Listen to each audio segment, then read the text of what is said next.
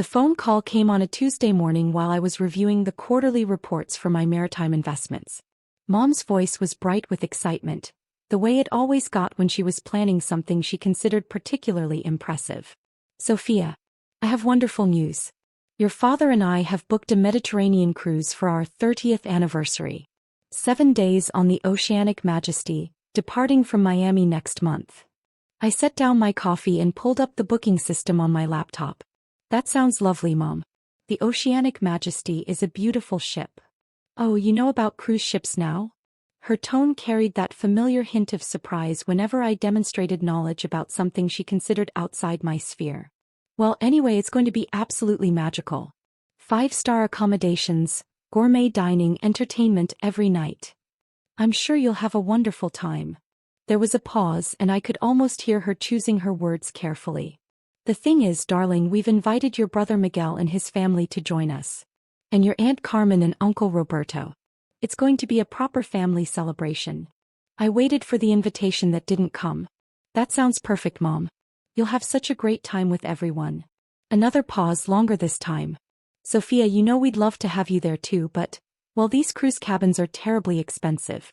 And with Miguel's children needing their own rooms and the cost of everything these days. She was giving me a face-saving explanation for why I wasn't being included in the family anniversary celebration. The implication was clear. I couldn't afford to join them on their luxury vacation. I understand completely, Mom. Don't worry about me. Oh, you're such a sweet girl. Maybe next time when things are better for you. After she hung up, I sat in my modest apartment looking out at the harbor view, processing the familiar sting of exclusion. In my family's eyes, I was Sofia, the struggling freelancer. Sofia, the one who couldn't afford nice things. Sofia, the family member who had to be gently excluded from expensive celebrations for her own good. What they didn't know was that I owned Azure Maritime Holdings, a company that had quietly acquired 3 major cruise lines over the past 4 years. Including Oceanic Cruises, the company that operated the Oceanic Majesty. I pulled up the passenger manifest for their sailing and found the Martinez family reservations. Dad had booked a junior suite for himself and Mom, connecting staterooms for Miguel's family, and an interior cabin for Aunt Carmen and Uncle Roberto. A total of $18,000 for the week, which represented a significant expense for our middle-class family. For a moment, I considered simply upgrading their accommodations as a surprise anniversary gift. But something held me back. Maybe it was years of being treated as the family member who needed help rather than the one who could provide it. Maybe it was the assumption that I couldn't afford to join their celebrations. Maybe it was just exhaustion from pretending to be someone I wasn't. Instead, I made a different call. Captain Hendricks? This is Sofia Martinez from Azure Maritime. I'll be joining the Mediterranean sailing next month as an observer. Please prepare the owner's presidential suite and make sure the crew is briefed on maintaining discretion about my identity unless directly asked. Of course, Ms. Martinez. Should I inform the other passengers about your presence on board? No, that won't be necessary. I'm traveling with family and I'd prefer to keep things low-key. 3 weeks later, I stood at the Miami cruise terminal watching my family go through the boarding process ahead of me. Dad looked distinguished in his vacation attire, proud to be treating his family to such an extravagant celebration. Mom was radiant, clearly thrilled to be seen boarding such an impressive ship. Miguel and his wife Carmen were managing their excited children while juggling carry-on bags and cameras. I hung back, watching them present their documents and receive their cruise cards with the ceremony that comes with a once-in-a-lifetime splurge. They were all smiles and anticipation, ready to enjoy a week of luxury they'd saved months to afford. When they disappeared into the ship, I approached the VIP check-in counter with my simple canvas bag and boarding documents. Ms. Martinez. The terminal agent's face lit up with recognition. What an honor to have you sailing with us today. Captain Hendricks asked me to personally ensure your boarding process was seamless. Thank you, Maria. I'd prefer to keep things quiet if you don't mind. I'm traveling with family who don't know about my business interests. Her eyes widened with understanding. Of course, ma'am. Discretion is our specialty. The walk through the ship to the presidential suite took me past familiar corridors I'd toured dozens of times during the acquisition process. The Oceanic Majesty was a floating palace, carrying 3,000 passengers in accommodations ranging from interior cabins to massive suites with private balconies and butler service.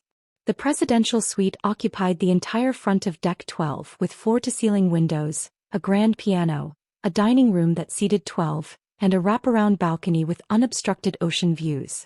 It was larger than most people's homes and came with dedicated staff to attend to every need. I'd be lying if I said I didn't feel a small thrill of satisfaction knowing that while my family was settling into their carefully budgeted accommodations, I was living in the ship's most exclusive space. But the satisfaction was tempered by sadness that it had come to this, that I felt the need to prove my worth rather than simply enjoy a family vacation. That evening, I dressed simply in a sundress and cardigan for the welcome aboard deck party. Nothing flashy, nothing that would stand out or suggest wealth. I'd learned over the years that blending in was easier than explaining why I lived so differently from what my success might suggest. The Lido deck was packed with excited passengers, champagne flowing and the ship's band playing upbeat music as we sailed out of Miami Harbor. I spotted my family near the pool, Dad holding court with a group of fellow passengers, probably sharing stories about his construction business back home. I kept my distance, content to observe their joy from across the deck. This was their celebration, their special time together. My presence would only complicate things, especially if they started asking questions about how I'd managed to join the cruise after all. "Excuse me, miss?" A crew member in crisp whites approached me. "Are you enjoying the party?" "Very much, thank you. It's beautiful." "First time on an oceanic cruise?" I smiled. "Something like that." As the evening progressed, I watched my family embrace the luxury experience they'd worked so hard to afford. Mom was taking pictures of everything, clearly determined to document every moment of their splurge. Miguel's kids were wide-eyed at the ice cream station and chocolate fountain. Even pragmatic Dad seemed enchanted by the scale and elegance of it all. Around 10 p.m. as the deck party was winding down, I decided to return to my suite. I was walking toward the elevator when I heard a familiar voice behind me. "Sofia?" "Sofia Martinez." I turned to see Dad approaching, squinting at me in the dim deck lighting. He looked confused, like he was seeing something that didn't make sense. "Hi, Dad." What are you doing here?" He looked around as if I might have materialized out of thin air. "I thought you couldn't afford to come on the cruise." "I found a way to manage it." Mom appeared at his elbow, having spotted our conversation from across the deck. Her face ran through a series of expressions: surprise, confusion, and then worry. "Sofia. Darling, what a surprise. But honey, how did you pay for this? You didn't go into debt, did you? These cruises are terribly expensive." Miguel joined the growing family huddle, his wife Carmen trailing behind with their tired children. "No way. Sofia, you actually made it. This is awesome." Miguel's enthusiasm was genuine, even if it was tinged with the same confusion everyone else was showing. "Where are you staying?" Mom asked, her worry deepening. "Please tell me you didn't book one of those tiny interior cabins with no windows." "Honey, we could have helped you get something better if you'd just asked." The assumption stung, but I managed to keep my expression neutral. "I'm managing fine, Mom." "Really?"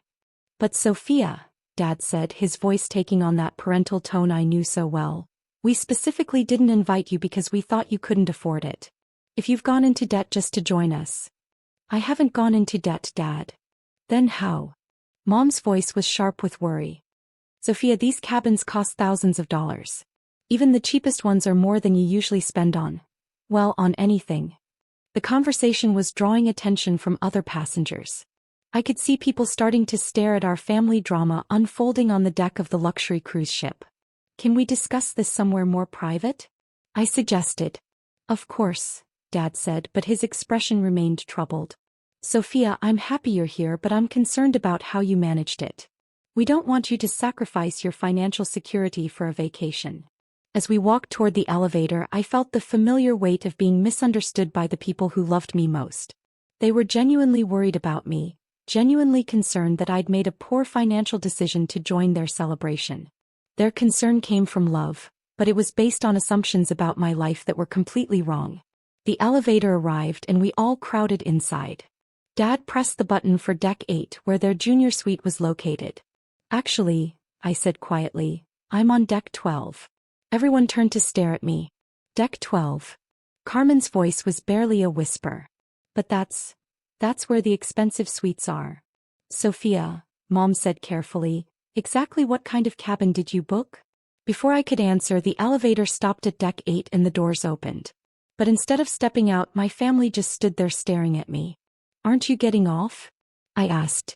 We're coming with you, Dad said firmly. I want to see exactly what kind of accommodation you've gotten yourself into. The ride to deck 12 felt eternal.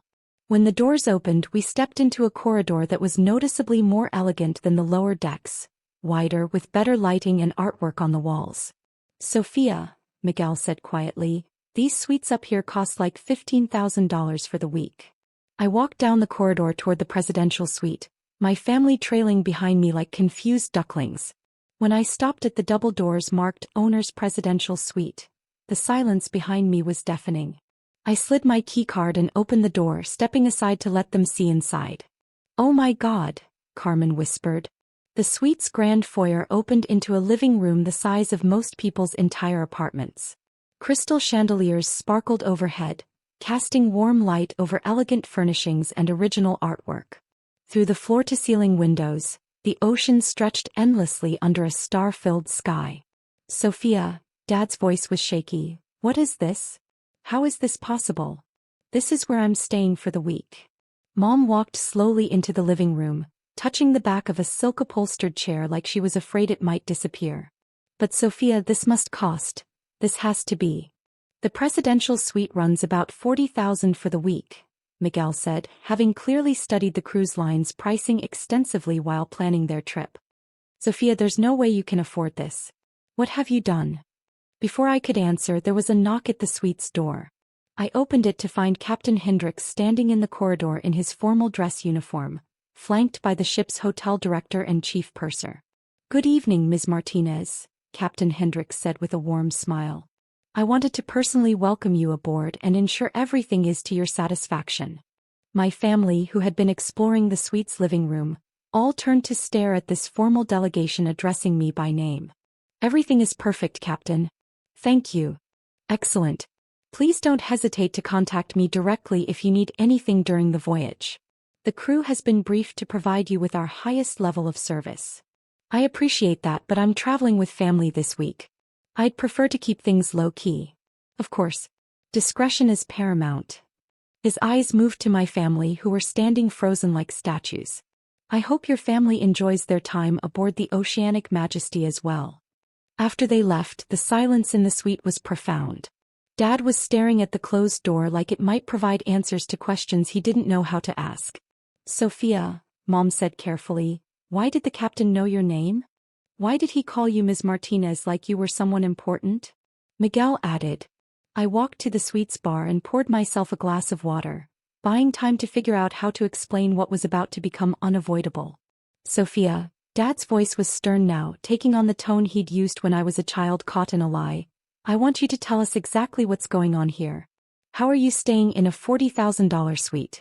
Why does the ship's captain know you personally? And don't tell me you saved up for this, because we all know that's impossible. The assumptions inherent in that last statement hung in the air like smoke. We all know that's impossible. Because Sofia couldn't possibly have that kind of money. Because Sofia was the family member who struggled financially, who lived modestly, who had to be excluded from expensive family celebrations for her own good. You're right, Dad. I didn't save up for this suite. Relief flooded his face. Okay, so how did you get it? Did someone give it to you? Are you working for the cruise line? Is this some kind of travel writer assignment? I sat down in one of the suite's elegant armchairs and looked at my family, the people I loved most in the world. The people who had spent years operating under false assumptions about my life and capabilities. I own the cruise line. The words fell into the silence like stones into still water, creating ripples of confusion and disbelief. What? Mom's voice was barely audible. I own Oceanic Cruises. This ship, the crew, the itinerary, the other ships in the fleet. I bought the company 3 years ago through Azure Maritime Holdings. Carmen sat down heavily on the suite sofa. That's not possible. It's not just Oceanic, I continued. Azure Maritime owns 3 cruise lines, a shipping company and several port facilities. The maritime division of my investment portfolio is currently valued at approximately $230 million. The number seemed to hit them like physical blows. $230 million. More money than any of them had ever imagined existed in their world, let alone in the hands of their struggling family member. But Sofia, Miguel said weakly, you live in that tiny apartment. You drive a 15-year-old Honda. You shop at thrift stores. Because I choose to live below my means. Because I'd rather invest my profits than spend them on things that don't matter to me. Dad was shaking his head slowly, like he was trying to process information that didn't fit into his understanding of reality. Sofia, if this is true, and I'm not saying I believe it yet, but if it's true, why didn't you tell us? Why let us exclude you from family events because we thought you couldn't afford them? It was a fair question and one I'd been asking myself for years. Because you never asked about my work, Dad. You decided what my life looked like based on surface appearances and you never bothered to dig deeper. You assumed that because I lived simply I must be poor. You assumed that because I worked from home I must not have a real business.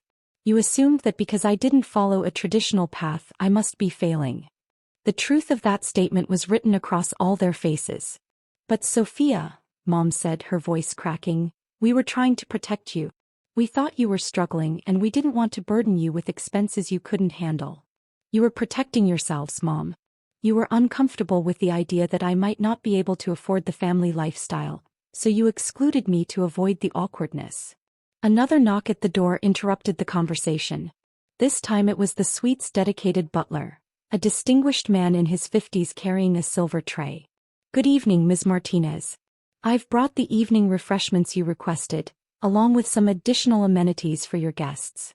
He set up an elaborate spread on the suite's dining table: champagne, chocolate-covered strawberries, imported cheeses, fresh fruit arranged like artwork.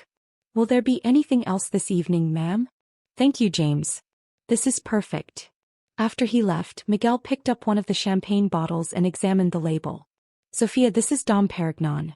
This bottle costs more than most people spend on groceries in a month. It's included with the suite. The suite that you own, Dad said slowly, on the ship that you own in the cruise line that you own. That's right. Carmen had been quiet through most of this revelation, but now she spoke up. Sofia, I don't understand any of this. How does someone go from being a freelancer working from home to owning cruise lines worth hundreds of millions of dollars? I opened the Dom Perignon and poured glasses for everyone, even though I wasn't sure anyone was in the mood to drink. I started with freight shipping, I explained. Small-scale logistics for local businesses. I realized there were inefficiencies in the supply chain that could be solved with better coordination and technology. I built a company that streamlined shipping operations for medium-sized businesses. My family was listening intently now, trying to understand how their assumptions had been so completely wrong. The shipping company grew and I reinvested the profits into acquiring other maritime businesses. Port facilities, cargo services, and eventually passenger cruise operations. Each acquisition was leveraged from the success of the previous ones. But Sofia, Dad said, his voice still shaky, that kind of business growth requires enormous capital investments, complex financing, industry connections, legal expertise. All of which I learned, Dad. The same way you learned to run a construction company, the same way Miguel learned to manage his restaurant. You study, you make mistakes, you learn from those mistakes, you build relationships, you work harder than you've ever worked in your life. Mom was staring at me like I was a stranger. But when? How did you do all this without us knowing? Over the past 7 years. While you all assumed I was struggling as a freelancer, I was building a maritime empire. While you excluded me from family celebrations because you thought I couldn't afford them, I was acquiring the companies that operated those celebrations. The irony wasn't lost on anyone. They had excluded me from a cruise on my own ship because they assumed I couldn't afford it. Sofia, Miguel said quietly, why didn't you ever tell us?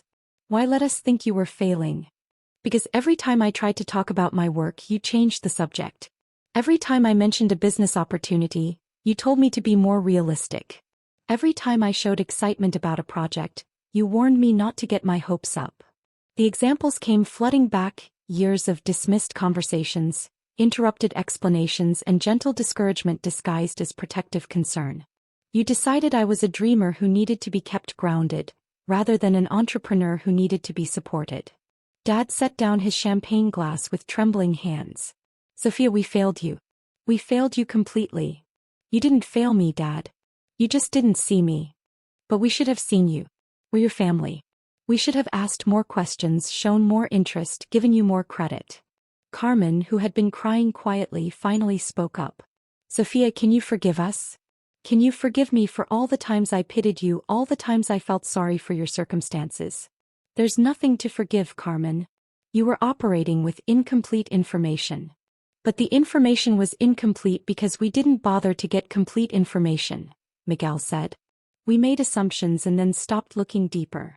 The rest of the evening was spent in very different conversation than any we'd ever had as a family. They asked about my business strategy, my acquisition criteria, my long-term vision for the maritime industry. They listened, really listened, when I explained my approach to sustainable cruise operations, my investments in cleaner ship technology, my partnerships with port communities. For the first time in years, I felt like I was talking to my family as an equal rather than as someone they needed to worry about. The next morning, I woke up in the presidential suite's master bedroom and walked out onto the private balcony to watch the sunrise over the Mediterranean. The Oceanic Majesty was approaching the coast of Italy, and the sight was breathtaking. There was a soft knock at the suite's door, and I opened it to find my entire family standing in the corridor, dressed for breakfast and looking somewhat sheepish. We were wondering, Mom said carefully, if you'd like to join us for breakfast in the main dining room. Or, Dad added quickly, if you'd prefer to dine in your private restaurant, we completely understand. We don't want to presume. It was strange hearing deference in Dad's voice when talking to me. For 30 years he'd been the successful parent offering guidance to his struggling daughter. Now he was the middle-class construction contractor asking if he could have breakfast with his multi-millionaire daughter. I'd love to join you for breakfast in the main dining room. As we walked through the ship, other passengers began to notice our group. Word had apparently spread among the crew about my identity, and the level of service I was receiving was drawing attention. Ms. Martinez, the maitre d', greeted me at the dining room entrance. Your usual table is ready, or would you prefer to be seated with your party at one of our family tables? A family table would be perfect, thank you. Throughout breakfast, crew members continued to stop by our table to check on my satisfaction with various aspects of the cruise experience. Each interaction reinforced to my family that their daughter and sister wasn't just a passenger on this ship. She was the owner. This is surreal, Miguel said after the dining room manager had personally delivered fresh fruit to our table. I keep expecting to wake up and discover this is all a dream. It's not a dream, I said gently. This is just a different side of my life that you haven't seen before. Mom reached across the table and took my hand. Sofia, I need to ask you something and I want you to be completely honest with me. Okay. Are you happy? With your work, with your success, with the life you've built? Are you genuinely happy? It was a more profound question than she probably realized. Success without happiness is just expensive misery, and I'd seen plenty of wealthy, accomplished people who were deeply unhappy. I'm Mom. I love what I do. I love building businesses that provide jobs and services people value. I love the challenge of improving operations and creating better experiences for customers. I love the financial security that allows me to be generous with causes I care about. But are you lonely? She pressed. Living by yourself, working by yourself, keeping these enormous achievements secret from the people who love you? That question hit closer to home. The isolation had been the hardest part of my success. Not just the practical isolation of working alone, but the emotional isolation of not being able to share my victories and challenges with family. Sometimes, I admitted. But I was lonelier when I tried to share my excitement about work and was told to be more realistic. I was lonelier when I tried to explain my business strategies and was told not to get ahead of myself. I was lonelier sitting at family dinners where everyone assumed I was failing than I am sitting alone in my apartment celebrating another successful acquisition. The impact of that statement was visible on all their faces. We made you feel alone even when you were with us, Dad said quietly.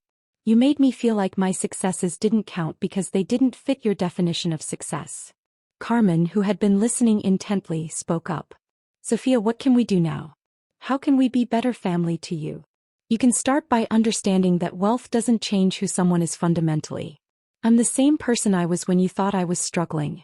My values, my personality, my love for all of you, none of that has changed. But we treated you differently because we thought you were struggling, Miguel pointed out. Which tells you something about your values, doesn't it? That observation hung in the air as we finished breakfast and prepared for our first port of call in Rome. As we disembarked for our shore excursion, I watched my family experience the difference between being regular cruise passengers and being with the ship's owner. We were escorted to the front of every line, given priority seating on tour buses, and treated with a level of deference that was clearly new to them. Is this how you live all the time? Carmen asked as we were ushered through customs without having to wait in line. When I travel on business, yes. It's one of the perks of the maritime industry. There are relationships and courtesies that extend to port operations around the world. And you built all of this while we thought you were barely getting by, Mom said, shaking her head in amazement. That afternoon, as we explored the ancient streets of Rome, Dad pulled me aside for a private conversation. Sofia, I need to tell you something. Yesterday when I realized what you'd accomplished, I felt proud. But today, thinking about how we've treated you over the years, I feel ashamed. Dad, you don't need to feel ashamed. You raised me to be independent and strong. You taught me to work hard and think for myself. I used all those lessons to build my business. But we also taught you that your worth was conditional on our approval, that your success only mattered if it looked like the kind of success we understood. And that was wrong. We stopped walking and stood in a small piazza, surrounded by centuries of history and the bustling energy of modern Rome. The worst part, he continued, is that you handled our ignorance with such grace. You could have humiliated us. You could have thrown your success in our faces. You could have made us feel small and stupid for underestimating you. Instead, you've been patient and kind while we learned to see you for who you really are. Because you're my family, Dad. And because making people feel small never makes you feel bigger. He hugged me then, right there in the Roman piazza, and I felt years of misunderstanding begin to dissolve. The rest of the cruise was a revelation for all of us. My family got to see me in my element, consulting with the ship's officers about operational improvements, reviewing customer satisfaction reports, discussing sustainability initiatives with the environmental team. They saw that my work wasn't just about making money, but about creating better experiences for thousands of passengers and providing good jobs for thousands of crew members. They also saw how the crew respected me, not just because I signed their paychecks, but because I knew their names, asked about their families, and genuinely cared about their working conditions and career development. You're not just the owner, Miguel observed on our last night at sea. You're a leader. There's a difference. What do you mean? I mean, the crew doesn't just work for you. They believe in you. They trust that you're making decisions that benefit everyone, not just yourself. It was one of the nicest compliments I'd ever received. On disembarkation day, as we prepared to leave the ship in Miami, Captain Hendricks approached our family group one final time. Ms. Martinez, it has been an honor having you aboard. The crew and I hope you'll sail with us again soon. Thank you, Captain. This has been a wonderful voyage. He turned to my family with a formal smile. I hope you've all enjoyed your time aboard the Oceanic Majesty. Ms. Martinez should be very proud of the operation she's built. We have some of the highest customer satisfaction ratings in the industry. After he left, Mom looked at me with tears in her eyes. Sofia, I'm so proud of you. Not just because you're successful, but because of how you've used that success. You've built something that brings joy to people and provides for families. That's not just business success. That's making the world better. The drive home from the port was quiet, each of us processing the week's revelations in our own way. When we reached my apartment building, Dad insisted on walking me to my door. Sofia, he said as we stood in my modest hallway, I understand now why you live the way you live. This isn't about not being able to afford more. This is about choosing what matters to you. That's right, Dad. I could live in a mansion, but I prefer to invest in businesses that create value.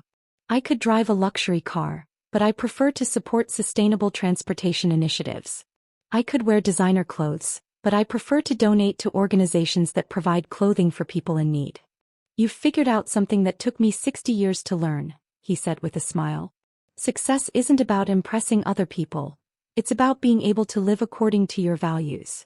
Over the following months, our family dynamic transformed completely. Instead of worrying about me, my parents began consulting me about their retirement planning. Instead of feeling sorry for me, my siblings began asking for business advice. Instead of excluding me from expensive family events, they started planning gatherings around my travel schedule. But the most important change was that they stopped treating my success as surprising and started treating it as simply part of who I was. They introduced me to friends as our daughter Sofia, who runs a maritime company, rather than our daughter Sofia, who we used to worry about. 6 months later, we took another family cruise, this time with everyone fully aware of the circumstances. Mom and Dad brought their closest friends, Miguel brought his children's grandparents, and even Aunt Carmen invited her bridge club. It was a full family reunion aboard the Oceanic Majesty, and watching them all enjoy the experience they could now afford because of my success was deeply satisfying. During the captain's dinner, Mom stood up to make a toast in front of our extended family and friends. "I want to say something about my daughter Sofia," she began, her voice carrying clearly across our private dining room. "A year ago I thought I knew who she was and what she was capable of. I was wrong about everything." She looked directly at me, her eyes bright with pride and love. "Sofia didn't just build a business, she built an empire. She didn't just achieve success, she achieved it while maintaining her values and her kindness. She didn't just become wealthy, she became wise." She raised her glass to the room full of family and friends. "To Sofia, who taught us that the people we think we know best are sometimes the ones who surprise us most. Who taught us that success comes in many forms. Who taught us that love should be unconditional, and that assumptions are the enemy of understanding." As everyone raised their glasses and applauded, I felt a sense of completeness that no business achievement had ever provided. The $230 million maritime empire had been satisfying to build, but the love and respect of my family was worth infinitely more. Later that evening, as I stood on the presidential suite's balcony watching the moonlight dance on the Mediterranean waves, my phone buzzed with messages from family members. "Miguel, proud to call you my sister. Sorry it took a cruise ship for me to see how amazing you are. Dad, thank you for never giving up on us even when we gave up on understanding you. And finally, Mom, you are extraordinary and I promise to never forget that again." I smiled, looking out over the ocean that had become both my business and my passion. The ship beneath my feet carried 3,000 passengers toward new adventures, supported by a crew of over 1,000 people whose livelihoods depended on the success of the company I'd built. But none of that compared to the feeling of finally being seen and understood by the people I loved most. Because sometimes the greatest success isn't measured in dollars or assets. It's measured in the moment when family finally sees you for who you really are, celebrates your achievements without reservation, and loves you not despite your unconventional path, but because of the strength it took to walk it. That's not just success. That's everything.